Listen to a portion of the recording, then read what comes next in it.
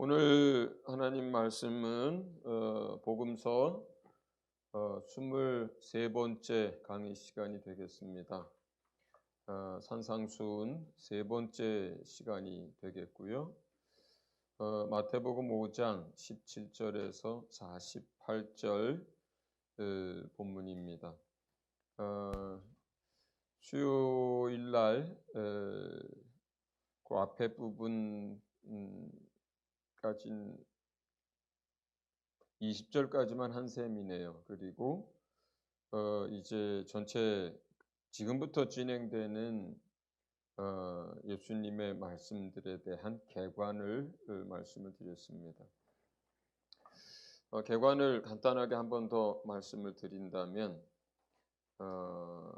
이 하나님의 나라의 법은 하나님의 나라의 백성이 된 사람들에게 주는 하나님 나라의 백성들의 삶에 살아가는 방식, 살아가는 모습들입니다. 그렇게 살아가야 한다는 겁니다. 그렇기 때문에 이것은 구원의 문제로 접근하지 않습니다. 이미 하나님의 자녀가 된 백성들에게 주신 것으로 이해를 하시고요. 실제로 우리가 하나님의 자녀가 됐다면 우리는 이렇게 살고 싶고 이렇게 살려고 하고 있습니다. 또 더러 우리가 그렇게 다 살지 못할지라도 우리에게는 우리의 대제사장이신 예수 그리스도가 계십니다. 그리고 이 땅에서 예수 믿는 사람들의 회개는 바로 그 부분들을 하나님 앞에 고백하는 것이고 하나님이 다시 일어설 수 있도록 다시 주님하고 함께할 수 있도록 씻어주시는 게 날마다 베풀어 주신 은혜입니다. 그래서 성도는 이 땅에서 살고 있고 하나님 나라의 백성인데 이 육체 가운데 있기 때문에 이 땅에 살고 있기 때문에 오직 예수 붙들고 그 은혜 아래서 사는 사람들입니다. 이제 주님이 이러한 하나님 나라의 법을 우리에게 쭉 말씀하시면서 바라시는 것은 마태복음 5장 끝절에 있는 것처럼 하나님이 온전하신 것처럼 하나님의 아들, 딸 된 우리가 그렇게 온전해지도록 하는 것에 목적이 있습니다. 자, 첫 번째 말씀은 이제 5장 21절부터 26절까지의 말씀입니다. 5장 21절에서 26절까지. 자, 교독하겠습니다. 저는 계속 읽습니다. 제가 먼저 읽습니다. 옛사람에게 말한 바 살인하지 말라. 누구든지 살인하면 심판을 받게 되리라 하였다는 것을 너희가 들었으나 나는 너희에게 이르노니 형제에게 노하는 자마다 심판을 받게 되고 형제를 대하여 라가라 하는 자는 공회에 잡혀가게 되고 미련한 놈이라 하는 자는 지옥불에 들어가게 되리라. 그러므로 예물을 제단에 드리려다가 거기서 내 형제에게 원망 들을 만한 일이 있는 것이 생각나거든 예물을 제단 앞에 두고 먼저 가서 형제와 화목하고 그 후에 와서 예물을 드리라. 너를 고발하는 자와 함께 길에 있을 때에 급히 사화하라. 그 고발하는 자가 너를 재판관에게 내어주고 재판관이 옥리에게 내어주어 옥에 가둘까 염려하라. 진실로 내게 이르노니 내가 한 푼이라도 남김이 없이 다 갚기 전에는 결코 거기서 나오지 못하리라. 아멘. 자, 여기서 그냥 본문에 나온 몇 가지 단어 봅니다. 라가라, 형제를 대하여 라가라 이렇게 말하는 그 라가라고 하는 건 우리식으로 말하면 그냥 바보야 정도의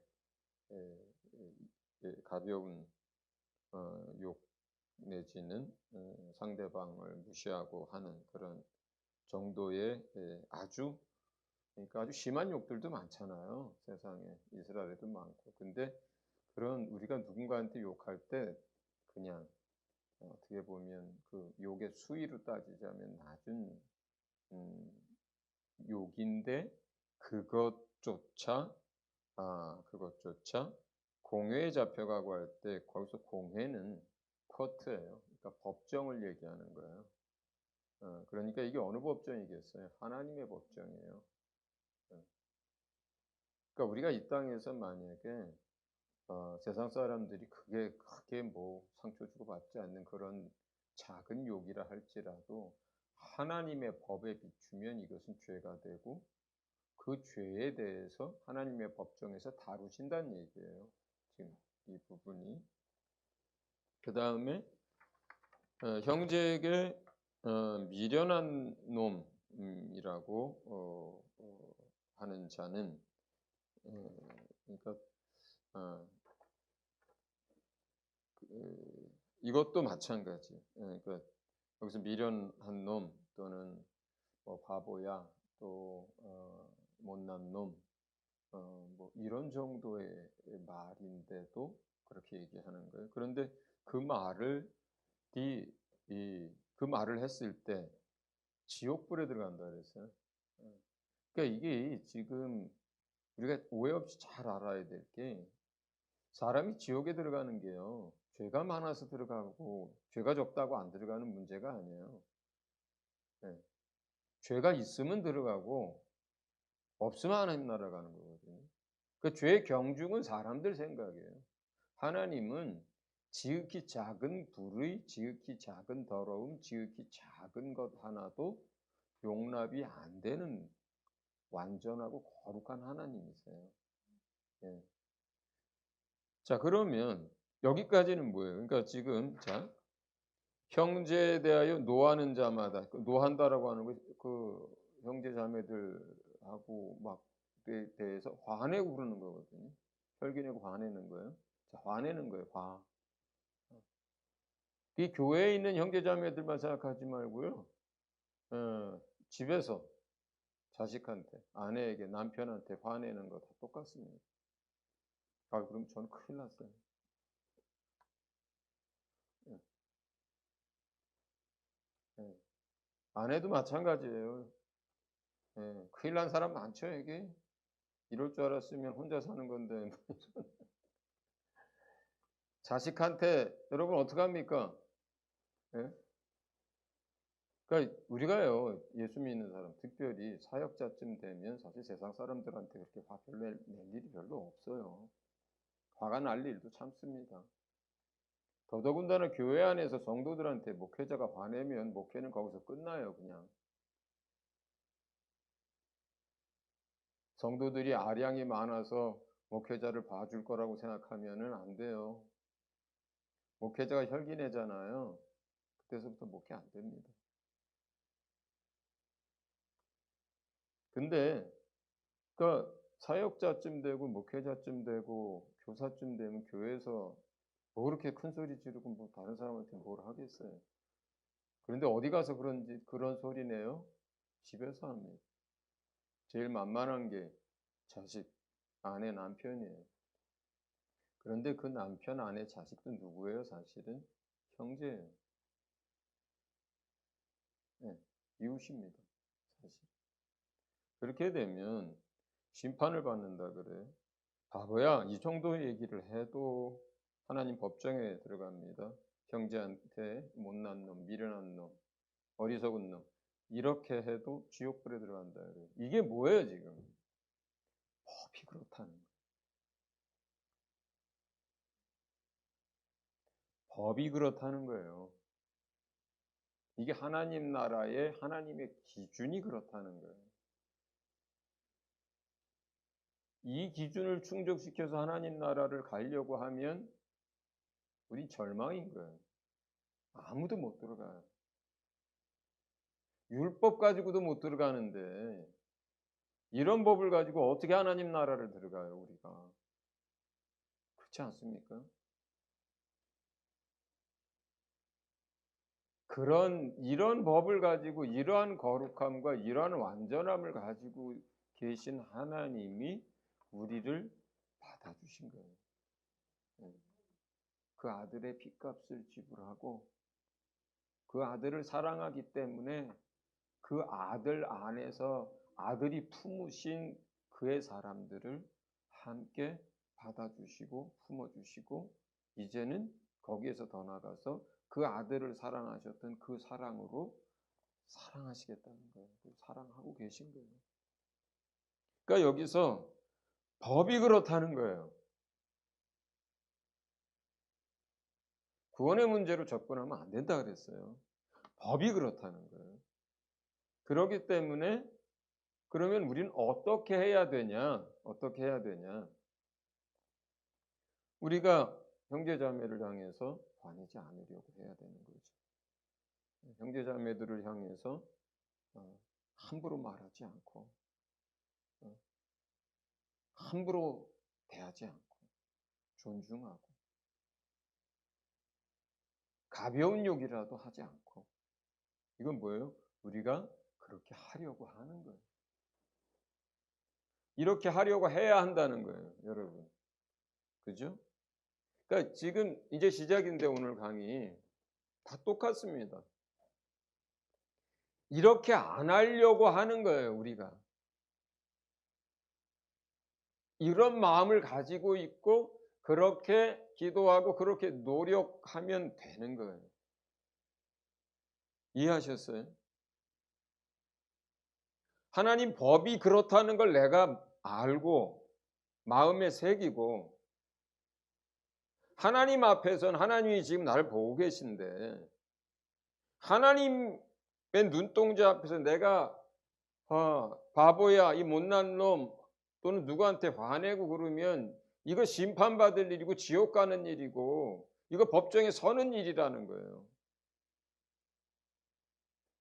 이게 하나님의 법인 걸 알고 그 다음에 우리가 이렇게 원하지 않아요. 이게 하나님의 법이라는 걸 알고 나서부터는 이걸 마음에 새기면 그 다음부터는 우리 마음과 생각 속에는 어떻게 작동이 되냐면 우리가 하나님의 자녀잖아요. 하나님의 거룩함과 그 하나님의 뜻을 따라 살고 싶잖아요. 하나님 자녀는 영이 거듭난 하나님의 백성들은 이 마음을 가지고 있는 거예요. 그러면 그 전에 몰랐다면은 그냥 살았는데 그 다음부터 나는 하나님의 백성이고 이게 하나님의 법이라면 내가 저러면 안 되는구나 이렇게 생각하고 사는 거라고요. 그 삶을. 혹가다 튀어나올 수도 있죠. 혹가다 너무 갑갑해가지고 화가 날 수도 있어요. 그럼 어떻게 해요? 그렇게 살고자 하지 않았는데 그렇게 화내고 싶지 않았는데 그렇게 말을 하고 싶지 않았는데 나와버렸어요. 그러면 그거 가지고 예수님 앞에 가면 되는 거예요. 똑같습니다. 산상수훈에 있는 게 다 똑같습니다. 근데 이것을 지금 정확하게 이렇게 마음에 새기고 살면 돼요. 새기고 살면 돼요. 자식한테도 사과하고 용서를 구할 줄 알아야 되고 아내에게도 남편에게도 부모에게도 사과하고 용서를 구할 줄 알아야 되고 그리고 성도한테도 자기가 가르치고 돕는 영혼들한테도 마찬가지예요. 제가 수요일날 후회 많이 했어요. 재민이는 그렇게 안 받아들였겠지만 내가 그런 소리를 할 이유가 없는데 내가 그렇게 해버렸어요. 욕을 한 건 아니지만 그렇다고 여기서 말하는 이런 식으로 한 것도 아니지만 그렇게 할 일도 아니었다고요. 후회를 많이 했어요. 네. 본인한테 미안하다 그랬어요. 그러니까 우리가 하나님의 자녀라고 하는 이 사실, 우리는 하나님 나라의 법을 따라 산다라고 하는 이 기준, 이 삶의 방식, 그렇게 사는 거예요. 그냥 우리가 이 땅에 살면서. 그런데 그러다가 못할 때가 생기는 거죠. 예, 실수할 때가 생기는 거예요. 그러면 그건 뭐예요? 회개해야 할 제목인 거예요. 고백해야 할 것인 거예요. 사과해야 할 것인 거예요. 미안하다고 해야 되는 거예요, 그거는.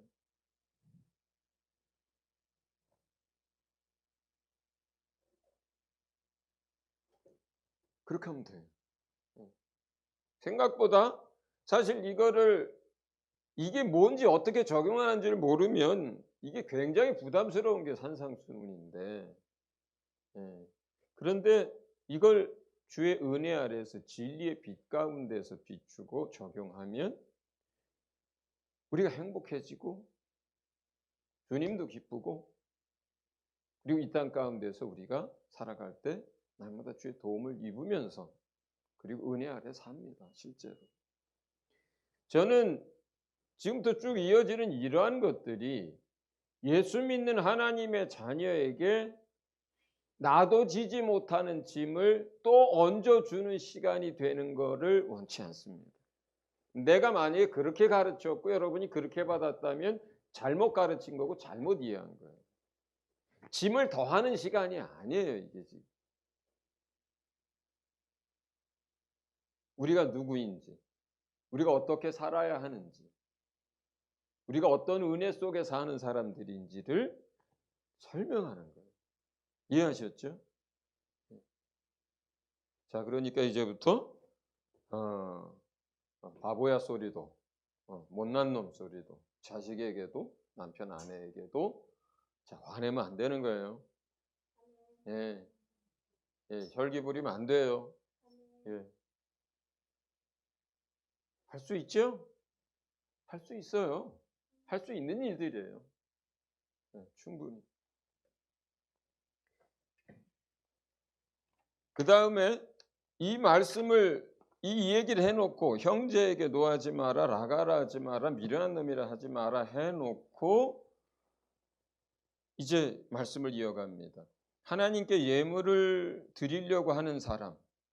그런데 자, 이거를 뭐 우리가 보통 어디서 예물을 드려요? 예배 때 보통 우리가 지금 하잖아요.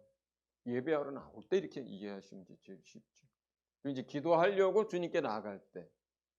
그러니까 기도하려고 주님 앞에 섰을 때, 예배하기 위해서 주님 앞에 나아갈 때, 그렇죠? 이렇게 이해하면 돼요. 그럴 때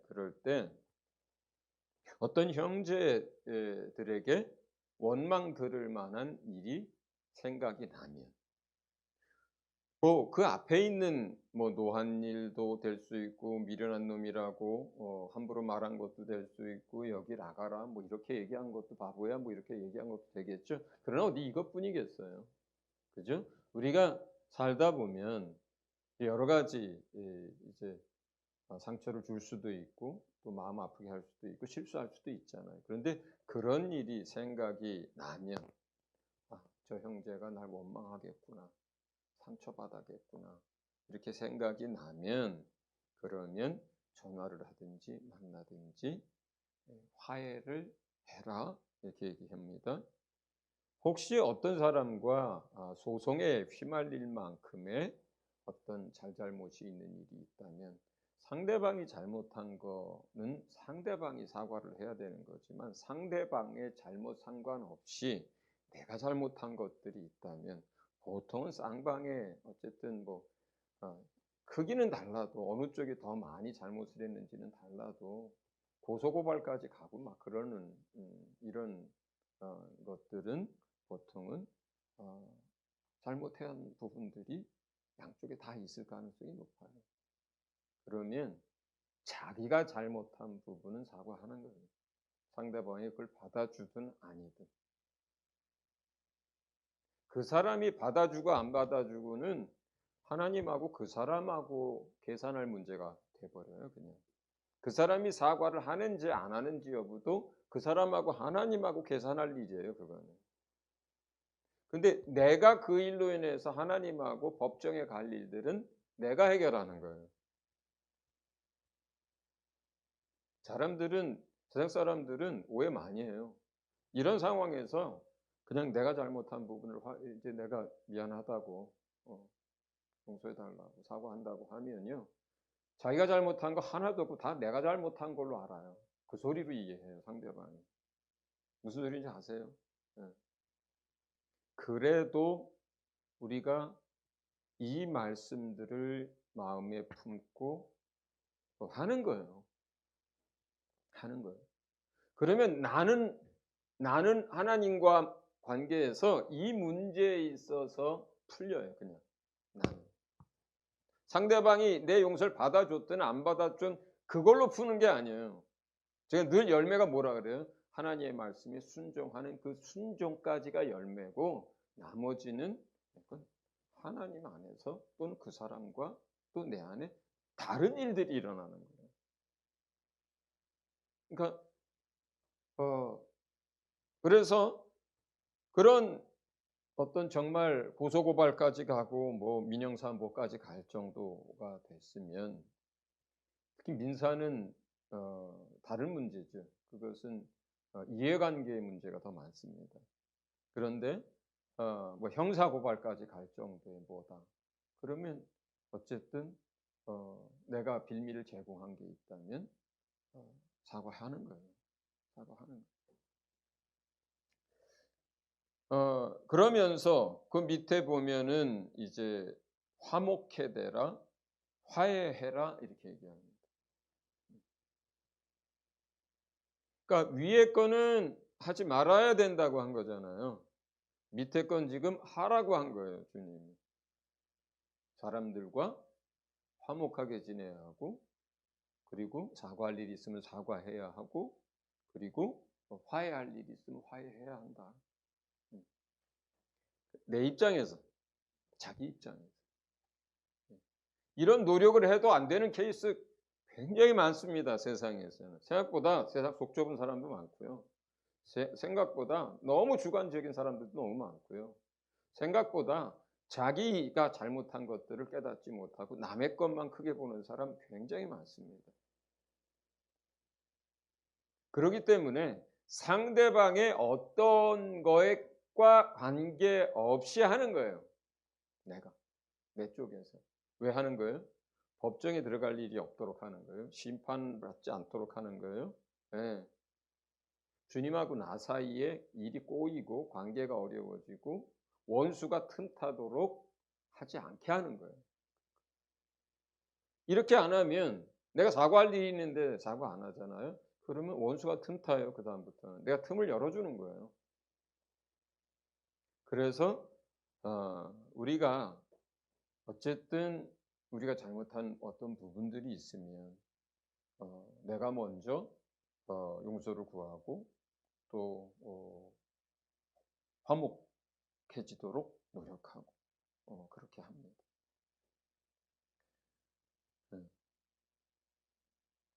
두 번째, 간음하지 말라. 5장 27절에서 32절 말씀 같이 봅니다.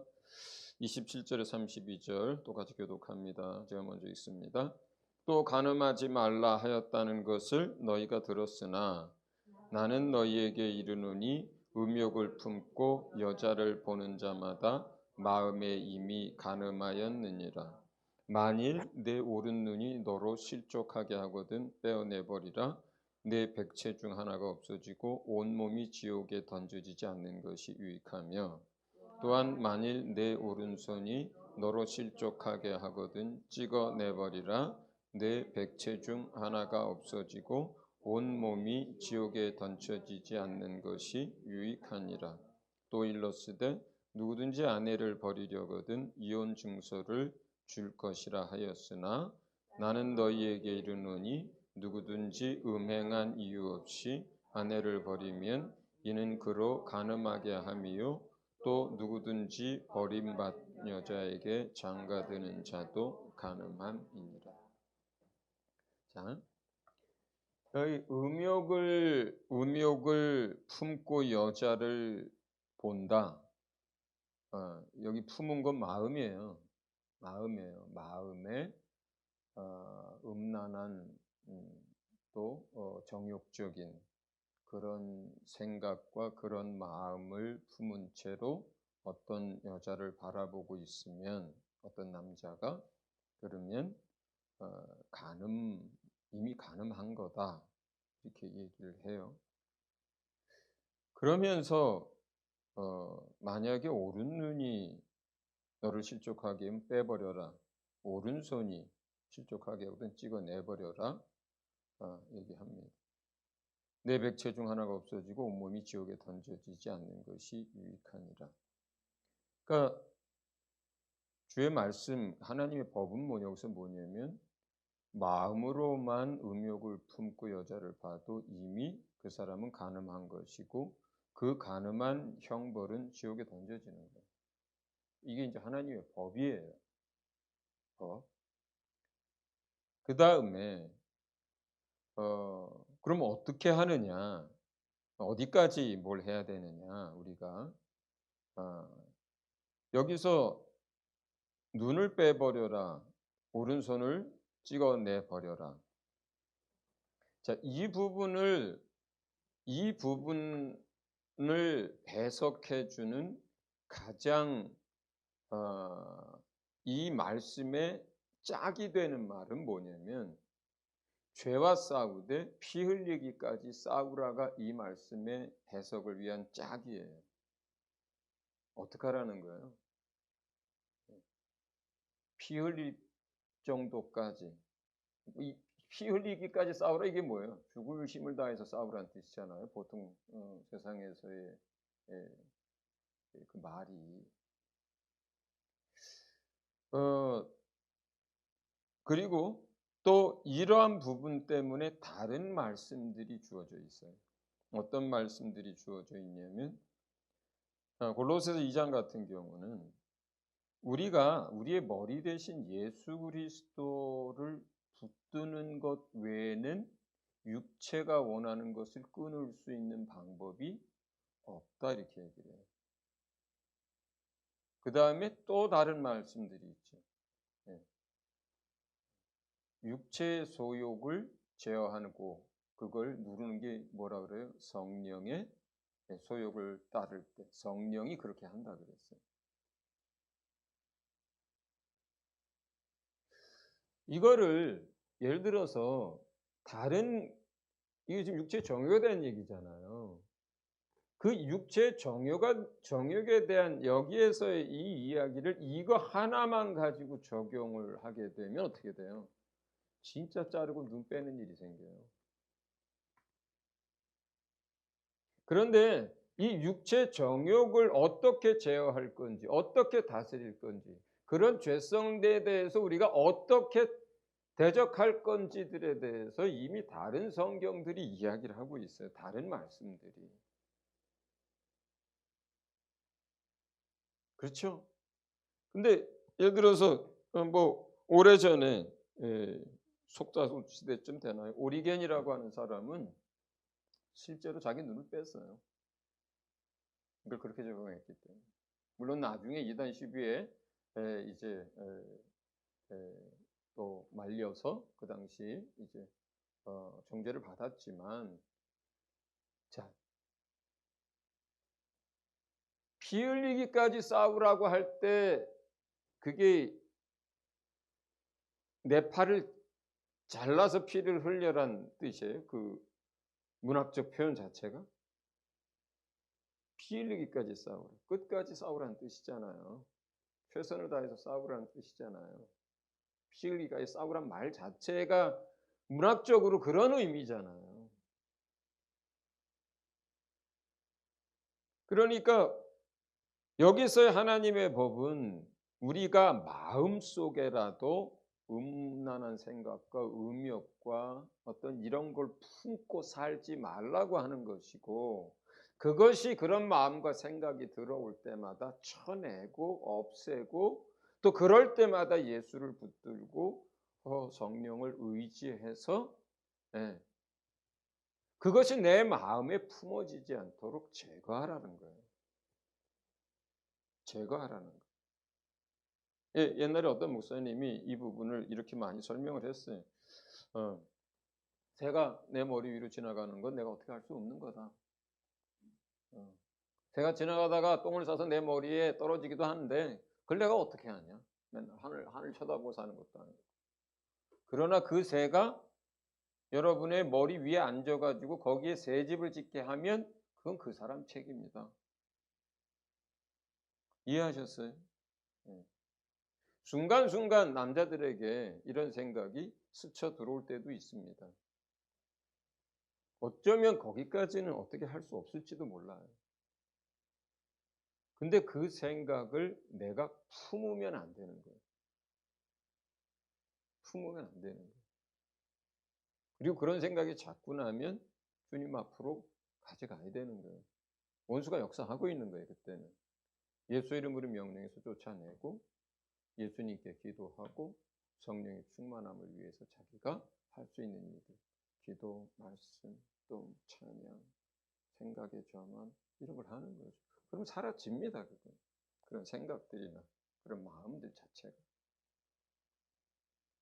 자, 그러나 이 말씀을 알았다면 이 말씀이 그러니까 그렇게 마음속의 음욕과 그런 정욕적으로 어떤 사람들이나 뭐 대상에 대해서 막 그렇게 생각하고 그걸 바라보고 하는 그 상태가 됐을 때 그것이 지옥에 던져지는 죄라고 하는 것을 하나님의 법에는 그러니까 내가 그렇게 하지 않아야 한다라고 마음에 새기고 사는 거고 그리고 그러한 방법들을 사용하는 거예요.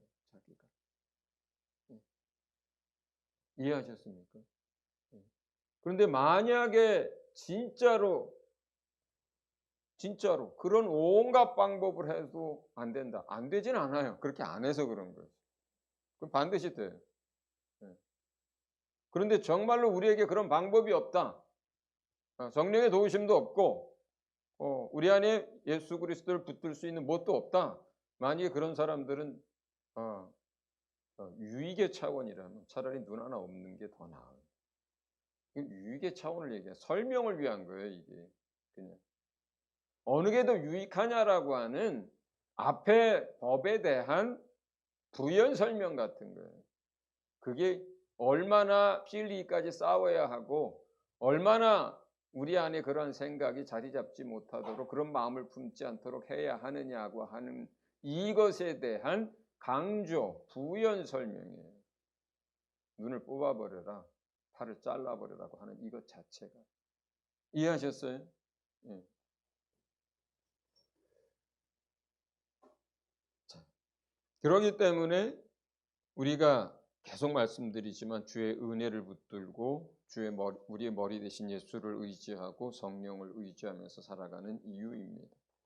그러면서 그 밑에 이제 너희는 누구든지 음행한 이유 없이 아내를 버리면 이는 그로 간음하게 함이요 또 누구든지 버림받은 여자의 장가드는 자도 간음함이니라.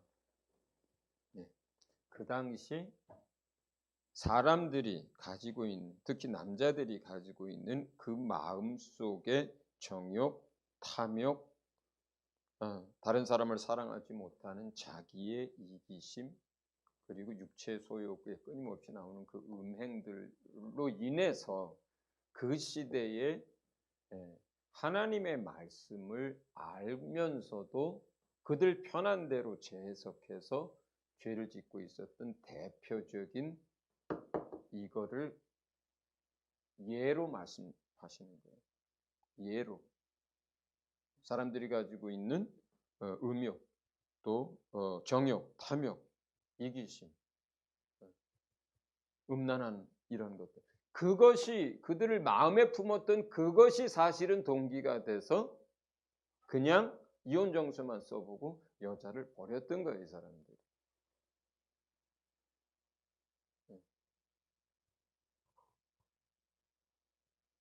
그러니까 주님은 분명히 간음하지 말라고 했고 이혼하지 말라 그랬어요. 음행한 연고 외에는. 그럼 우리가 어떻게 받는 거예요? 그냥 거기까지 받는 거예요. 음행한 연고 외에는 예수 믿는 사람들은 이혼하면 안 된다. 이렇게 받는 거예요. 1차적으로.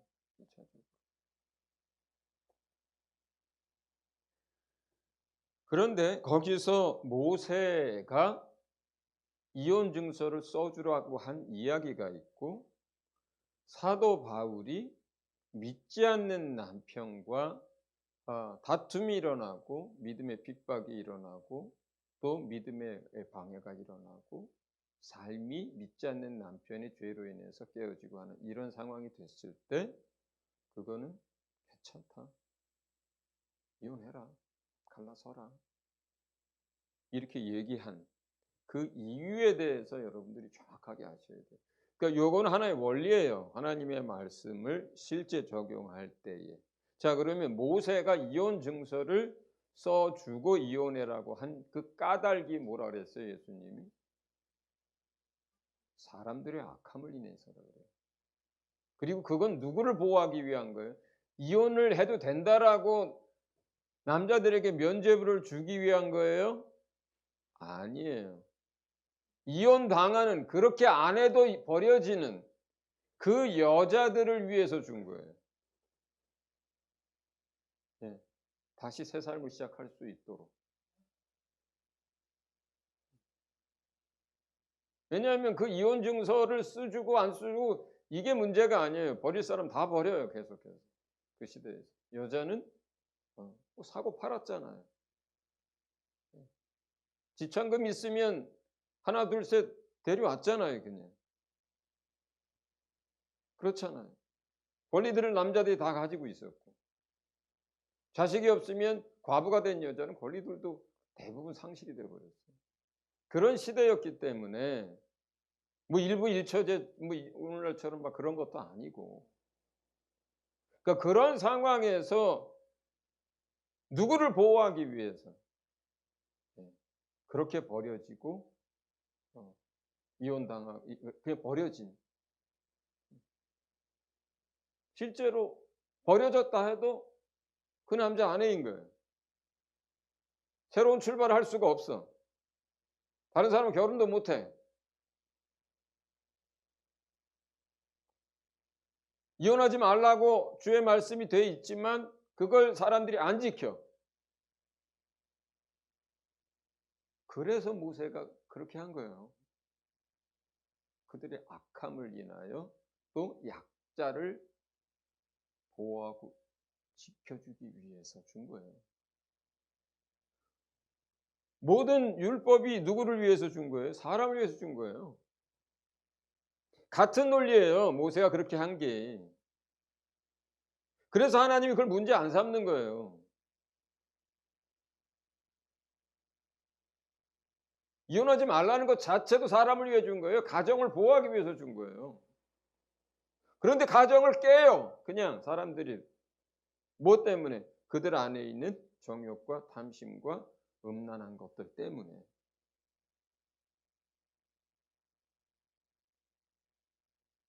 사도 바울도 똑같습니다. 사도 바울도 똑같아요. 사도 바울은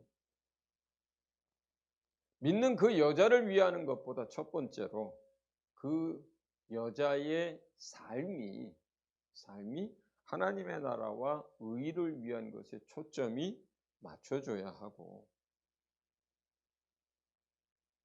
그리고 그렇게 살기 위해서 믿지 않는 배우자하고 그 믿지 않는 배우자가 못 믿게 하고 교회 못 나가게 하고 핍박하고 머리채 잡고 때리고 머리카락 다 잘라버리고, 또 그 믿지 않는 남편이 보란듯이 그 믿는 여자 앞에서 음행을 행하고 범죄하고 세상의 것들을 들여와서 집안에서 그렇게 그런다면 뭐가 우선이냐 이거예요. 그 사람의 그 여자의 삶이 그렇게 해서 망가지는 것보다 믿음 안에서 하나님을 위한 삶을 살 수 있도록 한 거예요. 첫째가. 그리고 그 여자의 남은 삶이 사실은 주님 행복하기를 원해서 그런 거예요. 그렇지만 할 수만 있다면 너의 기도와 믿음과 선행과 사랑과 섬김으로 그 믿지 않는 남편이 회개하고 그 영혼이 구원을 얻을 수 있다면 그게 최선이라는 거죠. 자, 그러면 조금 벗어나는 거지만 오늘날 기독교인들 가운데 예를 들어서 믿는 자와 믿지 않는 자가 살면서 이혼을 했다. 더 나아가서 아내와 남편이 다 믿는데 이혼을 했다. 했을 때는 어떻게 적용할 거냐? 많잖아요. 지금. 많잖아요. 기본적으로 사도 바울은 이혼을 했다 하더라도 서로 다른데 뭐 재혼하고 그런 게 아니라면 다시 합칠 수 있다면 합쳐라. 이런 얘기를 하나 하셨고, 자, 또 그 다음에 뭐냐면 우리가 그 이혼한 사람을 놓고 한 사람 떠나고 한 사람이 남았어요. 예를 들어서 그러면 우리 모두가 생각해야 될 게 있어요. 우리가 그 사람을 바라볼 때, 우리 바라볼 때의 가장 첫 번째 기준이 뭘까요? 그 집사를 위하여 가장 유익하고 선한 것이 뭘까요? 그거예요, 여러분. 그렇게 생각하는 거예요. 이게 율법이나 하나님의 말씀을 본래 주신 궁극적인 목적을 따라서 재해석하고 적용할 때 하는 이게 원리들이에요.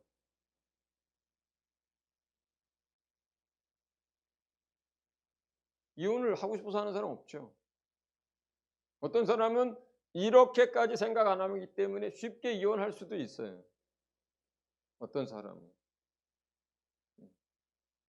그러나 어떤 사람이 믿음이 있고 이것이 주의 뜻이라는 걸 알면 이혼하지 않고 어떻게 하든지 살아보려고 했었을 거예요. 믿지 않는 아내를 위해서, 믿는 남편을 위해서 많이 울고 기도도 하고 금식도 했을 거예요. 달래도 보고, 예. 참기도 하고. 제 생각에 오죽하면 이혼을 하겠어요. 그렇죠? 자, 그런데 그 사람들은 그 사람들의 사정과 그 동기와 그 모든 것은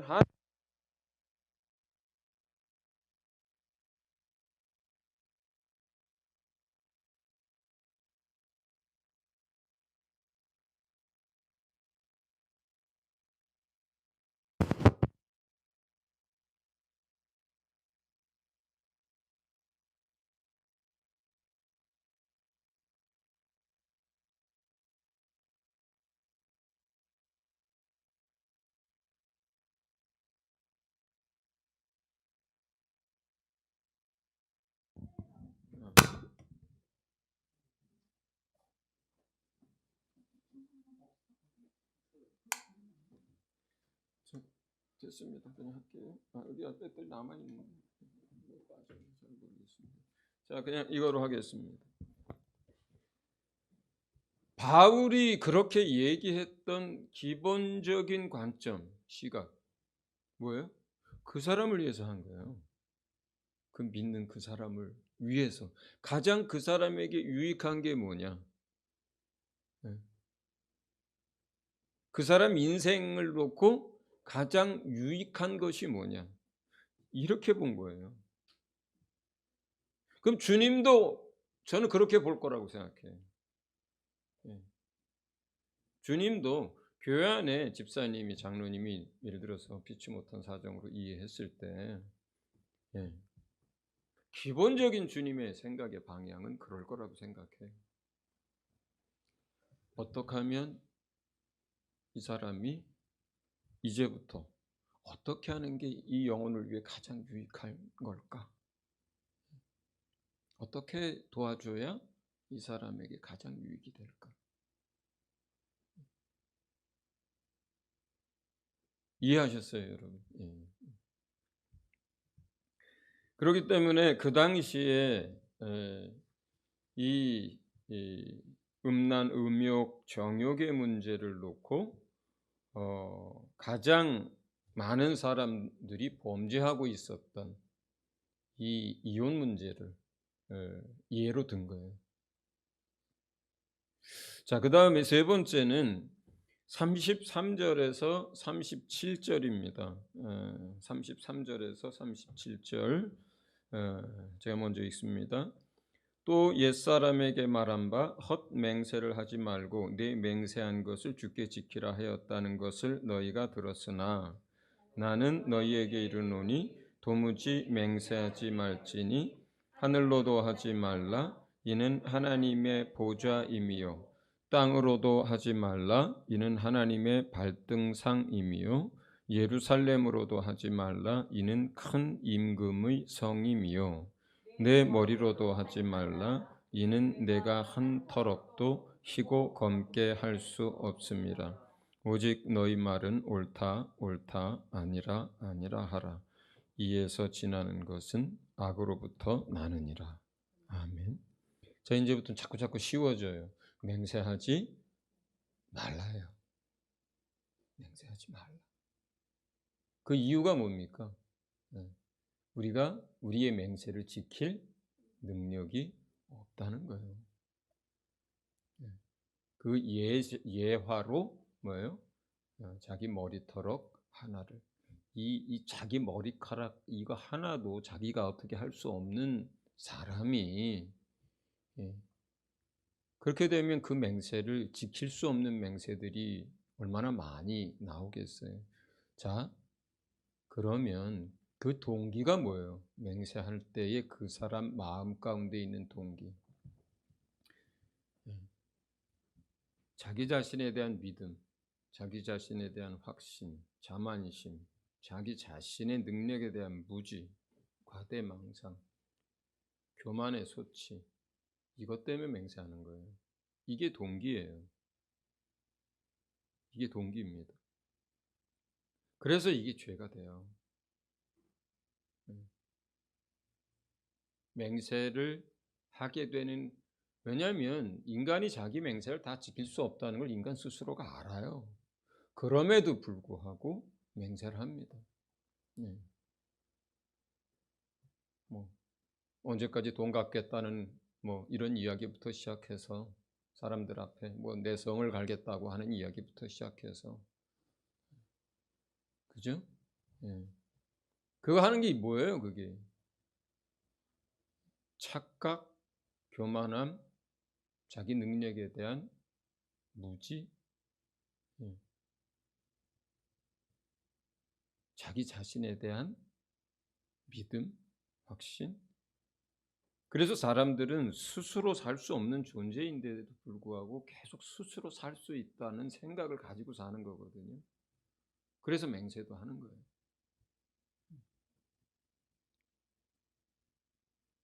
우리는 머리카락 하나도 어떻게 할 수 없을 뿐만 아니라 외부로부터의 공급이 없으면 단 몇 분도 스스로 못 사는 존재입니다.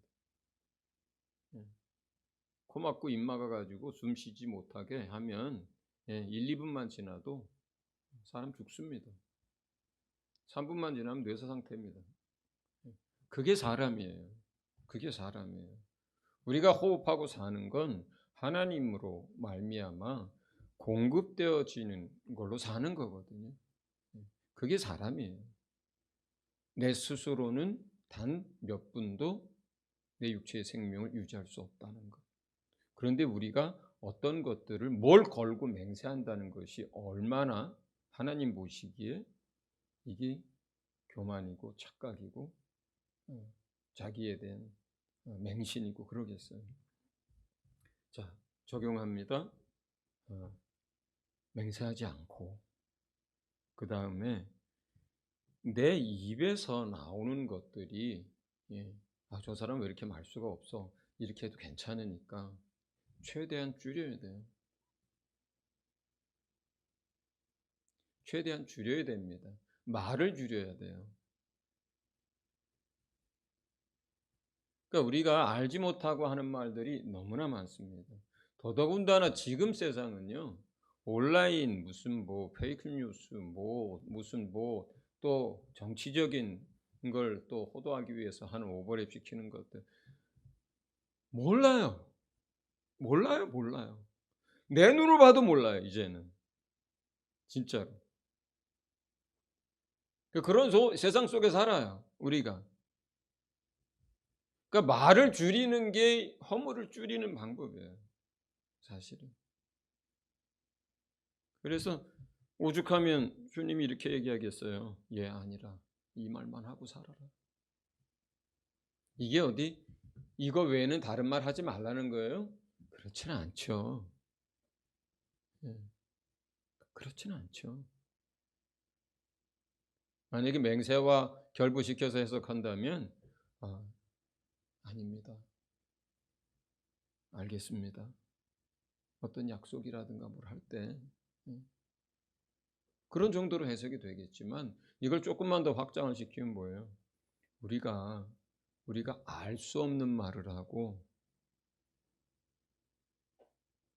우리가 판단할 수 없는 걸 가지고 판단하고 할 수 없는 일들을 얘기하면서 살기 때문에 최대한 줄여야 되는 거예요. 말을. 자, 그 다음에 38절에서 42절입니다. 제가 먼저 읽습니다. 또 눈은 눈으로 이는 이로 갚으라 하였다는 것을 너희가 들었으나 너희에게 이르노니 악한 자를 대적하지 말라. 누구든지 내 오른편 뺨을 치거든 왼편도 돌려대며 또 너를 고발하여 속옷을 가지고자 하는 자에게 겉옷까지 가지게 하며 또 누구든지 너로 억지로 오리를 가게 하거든 그 사람과 심리를 동행하고 내게 구하는 자에게 주며 내게 꾸고자 하는 자에게 거절하지 말라. 아멘. 벌써 시간이 지금 7, 8분 안에는 맞춰야 되는데 제목이 2개가 남았네요. 자, 여기서 사람들이 착각하는 것 중에 하나가 뭐냐면 눈에는 눈으로 이는 이로 이게 율법과 선지자의 강령으로 이해하면 잘못 이해하는 거예요. 율법과 선지자의 강령은 마음과 뜻과 힘과 목숨을 다해서 하나님을 사랑하고 내 몸을 사랑하는 것 같이 내 이웃을 사랑하라고 하는 것이 율법이 품고 있는 기본적인 정신이고 내용입니다. 여기서 눈에는 눈으로 이에는 이것이 말하는 바는 뭐냐면 잘못했을 때 그 잘못한 일에 대한 대가 지불에 대해서 이렇게 얘기한 거예요. 율법의 기본적인 원리가. 그리고 왜 이렇게까지 대가를 지불을 하게 하나? 그건 뭐예요? 죄 짓지 말라고 하는 경계예요. 그러니까 이해하셨어요? 예. 그러니까 눈에는 눈으로 눈을 망가뜨렸으면 상대방 자식 눈 망가뜨려라. 이를 부러뜨렸으면 상대방 자식 이 부러뜨려라. 이게 율법의 정신이 아니라고요. 이게. 그런 일이 일어났을 때 형벌 조항이에요. 형벌 조항에 어떤 배상의 원리를 적은 거예요. 이게. 그리고 왜 이렇게까지 해야 하느냐. 율법 시대에. 죄 짓지 말도록 하는 경계예요. 이게. 뭐랑 똑같으냐면요. 성경 안에는 살인을 하게 되면 죽임을 당하잖아요. 고의로 살인한 것들. 그렇잖아요. 예. 근데 요즘 법에는 사형제도가 없어지고 있잖아요. 그렇잖아요. 그럼 어떻게 될까요? 벌이 가벼워질수록 사람들은 죄를 더 가볍게 생각하고 죄를 더 많이 짓습니다. 구약에서 얘기하는 바는 율법 아래에서 얘기하는 그 강력한 율법들은 뭐예요? 그것이 강력하게 적용이 되어야 그 땅에서 죄악이 관영하지 않도록 할 수 있기 때문에 그렇게 하신 거예요. 그 사람들, 그 사회를 살리려고 하나님. 그렇기 때문에 그것은 기준이 아니고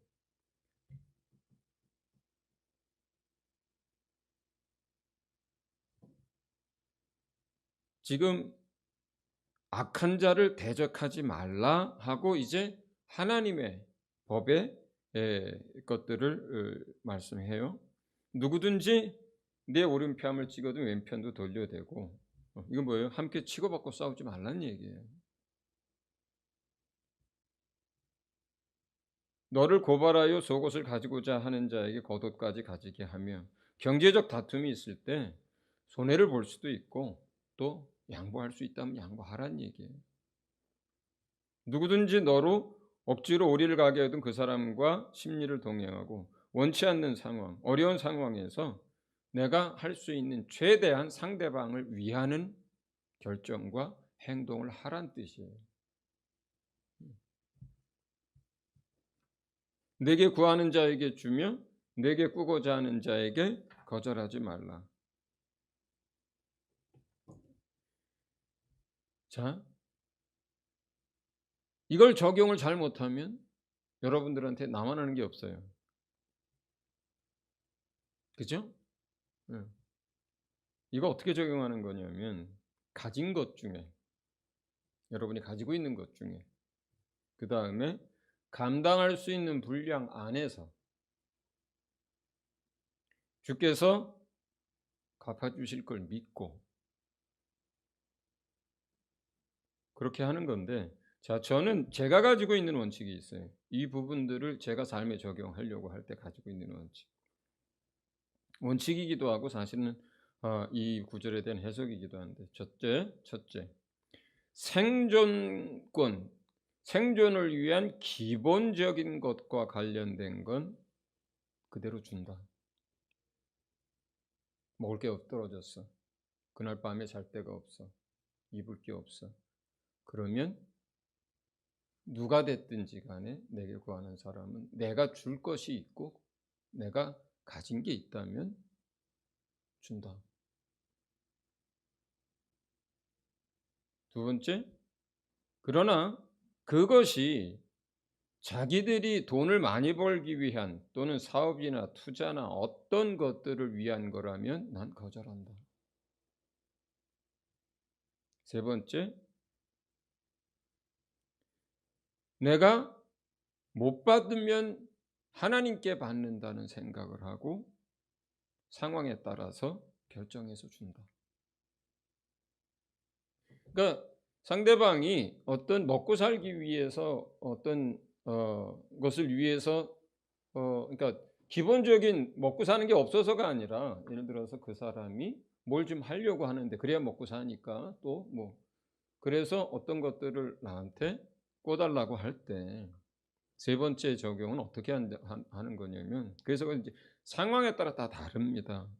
그 상황에 따라서 내가 기도하고 결정을 하는데, 어떤 생각으로 기본적으로 주냐면, 다시 돌려받을 수 있으면 좋지만 돌려받지 못하더라도 하나님께 내가 받는다 하는 기준을 가지고 줍니다. 그러니까 그래서 생존권과 관련된 부분들은 때로는 내가 가진 게 없어도 꾸어서라도 줍니다. 왜냐하면 꾸을 수 있는 것도 내 능력이니까. 그 사람 오늘 먹을 게 없어요. 근데 내게 왔어요. 근데 내가 수중에 가진 건 없는데 내가 카드 빚은 낼 수 있어. 바깥에 나가가지고 ATM기에다 집어넣어가지고 현금 서비스를 받을 수 있어. 그러면 그렇게 해서라도 내가 할 수 있는 만큼 한다. 돈을 더 벌고 사업하고 투자하고 그냥 단순한 이런 목적이면 그냥 거절한다. 그런데 때로는 상황에 따라서 생존을 위한 것이 아님에도 불구하고 내가 도와줘야 될 때가 있을 때라면 못 받아도, 그리고 그것이 내가 감당할 수 있는 분량 안에서, 그리고 못 받으면 하나님께 받는다는 믿음을 가지고 그리고 그냥 합니다. 그래서 실제로 어떤 사람에게는 저희 가정이 몇 천만 원을 못 받은 사람도 있고 그래요. 어떤 경우는 제가 대학 때 도왔던 영혼인데 7년인가 8년인가 지나서 저한테 70만 원인가를 가지고 왔어요. 왜냐하면 그 7년인가 8년 전에 그 아이가 정말로 그런 생존의 문제가 걸릴 만큼 그런 상황들이어서 제가 현금 서비스를 받아가지고 얼마를 줬거든요. 7년이 지나서 찾아왔더라고요. 그 사이에 어디서 어떻게 뭘 하고 사는지도 모르는데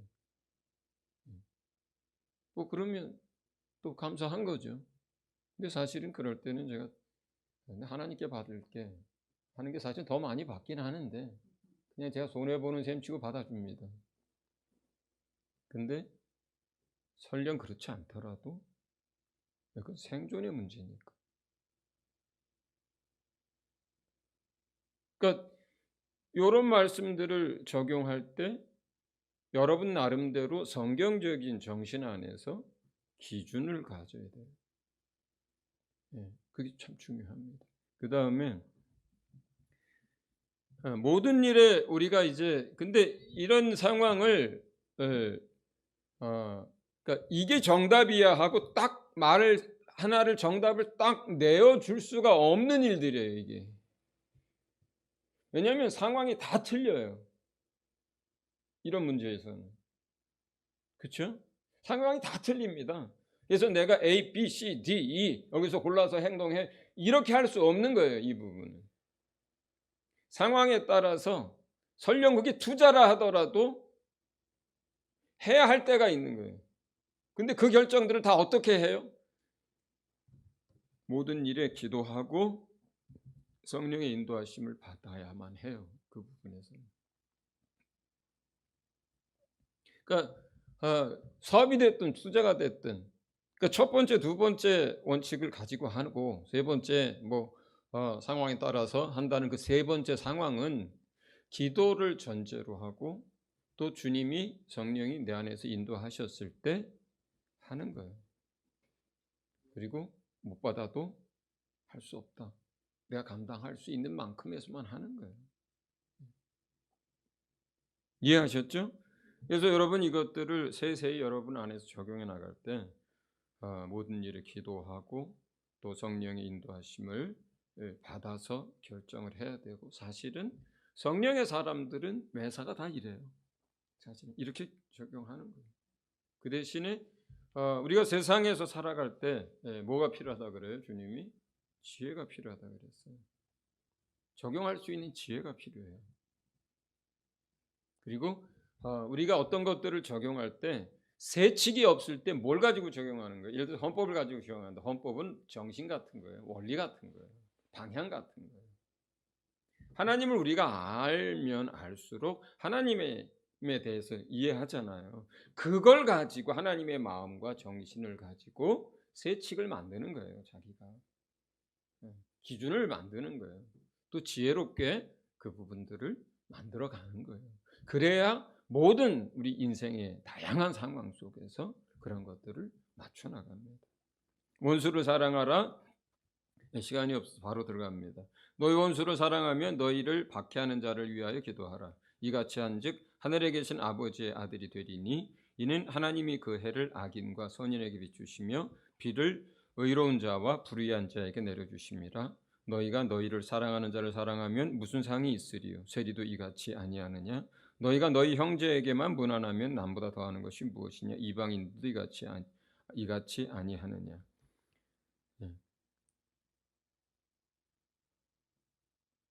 아버지 하나님의 아들이면 그 아들답게 살아가야 하는데 다른 사람들과의 관계에 있어서 이 세상 살면서 결국 하나님이 원수와 진노의 대상자들을 위해서 아들을 내어준 것처럼 또 모든 사람에게 비와 해를 비춰주는 것처럼 너희도 이같이 살아라.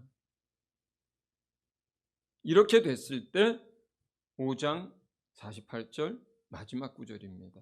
다 같이 읽습니다. 그러므로 하늘에 계신 너희 아버지의 온전하심과 같이 너희도 온전하라. 이 얘기를 하시는 거예요. 앞에 있는 이런 말씀들을 쭉 끌어가면서 너희가 누군지 알아라. 하나님의 아들인 걸 너희가 알아라. 너희가 하나님 나라의 백성인 걸 잊지 말아라. 너희 아버지가 어떤 하나님인지 알아가라.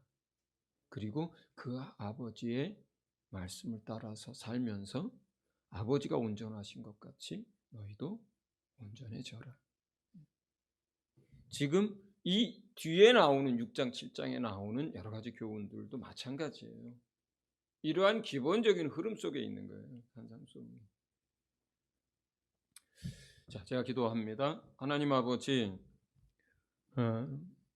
우리가 하나님의 아들이고 하나님 나라의 백성인 것을 단 한시도 잊어버리지 않도록 주님 늘 깨어있게 도와주시옵소서. 그리고 하나님을 더욱 깊이 알게 하시며 날마다 진리의 빛 가운데 거하게 하시고 아버지 하나님 그 진리를 따라서 하나님의 자녀로 이 세상에 살아갈 수 있도록 아버지 모든 상황 속에서 모든 삶의 영역 속에서 우리가 이 말씀들을 어떻게 적용해야 할지 하나님 어떻게 이러한 것들을 풀어내야 할지 하나님 아버지 지혜를 주시고 성령께서 또 우리가 기도할 때에 또 우리의 갈 길을 인도하여 주시옵소서. 감사드리며 우리 주 예수 이름으로 기도합니다. 아멘.